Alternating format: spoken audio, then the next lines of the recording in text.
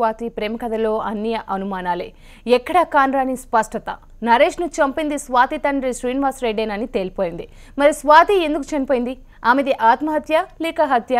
మొదటి నుంచి స్వాతి నరేష్ ప్రేమ కథలో జరిగిందొకటి, చెప్పిందొకటి. ఇప్పుడు హతుడు నరేష్ దిగా చెప్తున్న మృతదేహం అతనిదే అనడానికి ఆధారాలేంటి? చివరికి బుడిదైనా మిగలకుండా మూసీలో కొట్టుకుపోయింది. శ్రీనివాస్ రెడ్డి అత్యంత సాంకేతికంగా వ్యవహరించిన ఆధారాలు తుడిచేశాడా? పోలీసులు పాత్ర లేకుండానే ఇదంతా జరిగిందా? ఆస్తి కోసం కన్నవారిని చంపిన శ్రీనివాస్ రెడ్డికి ఇదే లెక్క కాదనిపిస్తోంది. కానీ ఇంకా ఎన్నో అనుమానాలు, జవాబులేని ప్రశ్నలు. తెర వెనుక కథ నడిపించిందెవరు? హైకోర్టు మొట్టికాయలతో కదిలిన పోలీసులు అంతకుముందు వరకు ఏం చేశారు? ఈ పాపం ఎవరిది?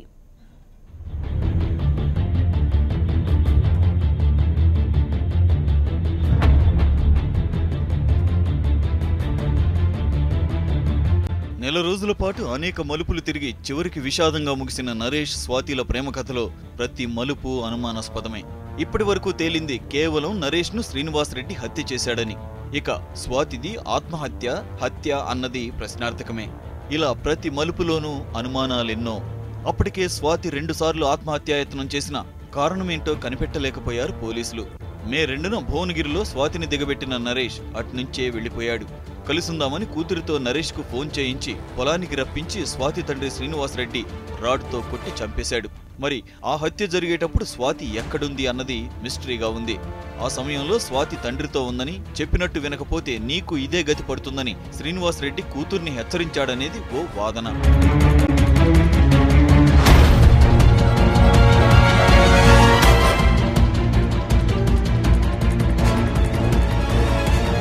ఇదిలా ఉంటే స్వాతిది నిజంగా ఆత్మహత్యనా అన్నది తేలాల్సి ఉంది.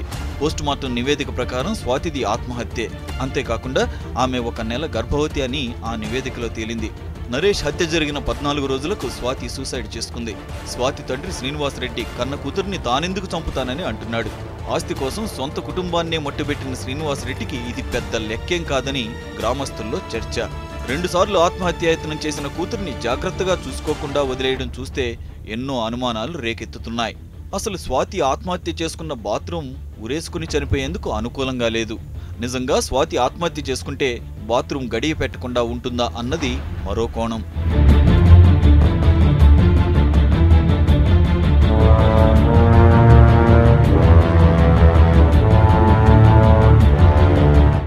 చనిపోయే ముందు స్వాతి సెల్ఫీ వీడియోపై కూడా ఎన్నో అనుమానాలున్నాయి. స్వాతి స్వయంగానే అలా చెప్పిందా, లేకపోతే ఎవరి బలవంతంతోనైనా అలా చేసిందా అనేది మొదటి అనుమానం. దాంతోపాటు అసలు ఆ వీడియో స్వాతి చిత్రీకరించిందా, ఎవరైనా కావాలని అలా చెప్పించి చిత్రీకరించారా అన్నది మరో ప్రశ్న.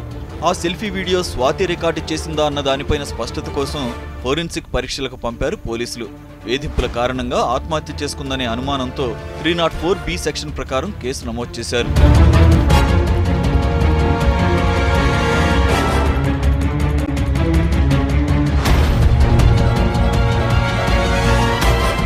ఈ ప్రశ్నలు ఇలా ఉండగా హత్యకు ముందు నరేష్తో పాటు స్వాతి ఇంటి సమీపంలోకి వచ్చిన యువకుడు ఎవరన్నది ఇంకా తేలలేదు.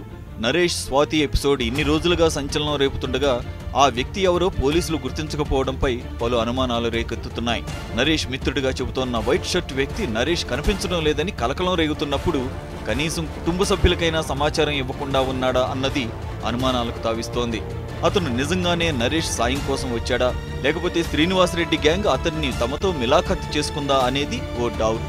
ఈ రెండూ కాకపోతే ఎప్పటికైనా అతనితో ముప్పు తప్పదని భావించి హంతకులు ఆ వైట్ షర్ట్ వ్యక్తిని కూడా హత్య చేసి మాయించేశారా అనేది మరో అనుమానం.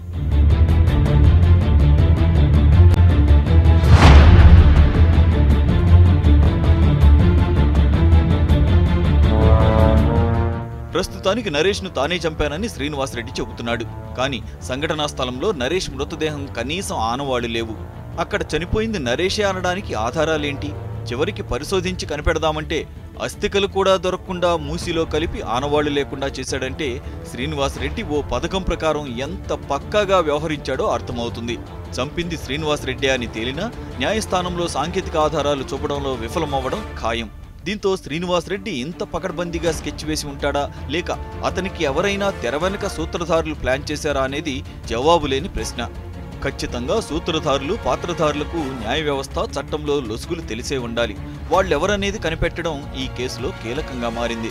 సాక్షాత్తు కమిషనరే తన 22 ఏళ్ల సర్వీసులో ఇలాంటి ట్విస్టులు ఎత్తుపల్లాలున్న కేసు చూడలేదంటే హంతకులు కేసును ఎలా డీల్ చేశారో అర్థమవుతుంది.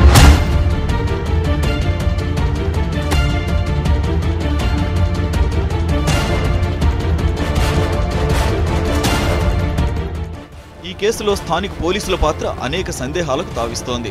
నరేష్ మాయమైన మరుసటి రోజే అతని తల్లిదండ్రులు ఆత్మకూరు పోలీసులకు ఫిర్యాదు చేశారు. ఫిర్యాదులో వాళ్లు స్వాతి తండ్రి శ్రీనివాస్ రెడ్డిపై అనుమానాలు వ్యక్తం చేశారు. అయినా పోలీసులు ఆ కోణంలో దర్యాప్తు జరపలేదు.